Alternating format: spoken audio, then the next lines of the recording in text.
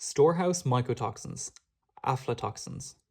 So for storehouse molds, the conditions for their growth, they need a water content of 14 to 24% and a relative humidity of less than 70%.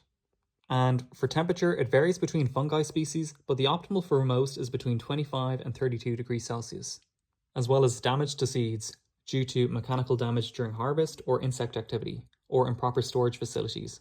The common storehouse molds are Aspergillus, Penicillium, and Mucor species, and their toxins produced are AflaToxins, Ochratoxin A, citrinin, patulinin, and rubrotoxin B.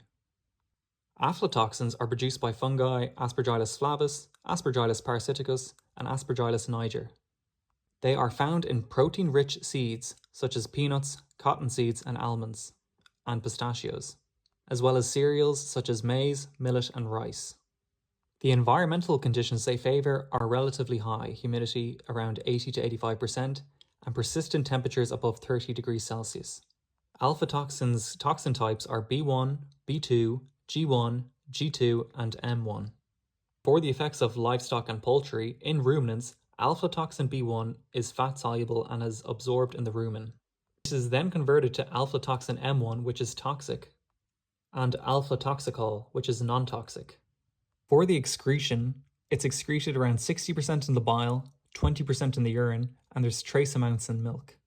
For the toxic effects in cattle, in acute alpha-toxicosis, they experience anorexia, ataxia, opitotinus, liver swelling, and jaundice, so neurological and liver signs.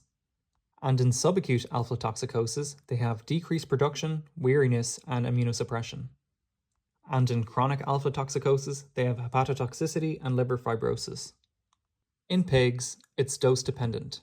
At a low dose, they have subacute symptoms over time, such as feed inefficiency.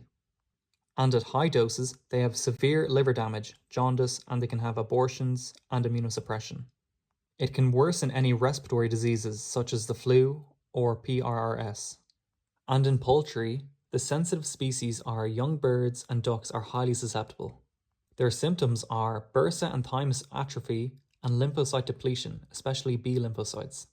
And the clinical signs are reduced vaccine efficiency, immunosuppression, hemorrhages, and liver damage. For prevention and management, when storing feed, maintain water content below 14% and have a relative humidity less than 70%. And also control insects, avoid physical damage during harvest or storage. And you can use toxin binders. You include these in the feed to reduce toxin bioavailability, as well as regular testing. Monitor the aflatoxin levels in feed, especially in tropical climates. And have good practices, such as proper aeration and temperature, and control it during storage.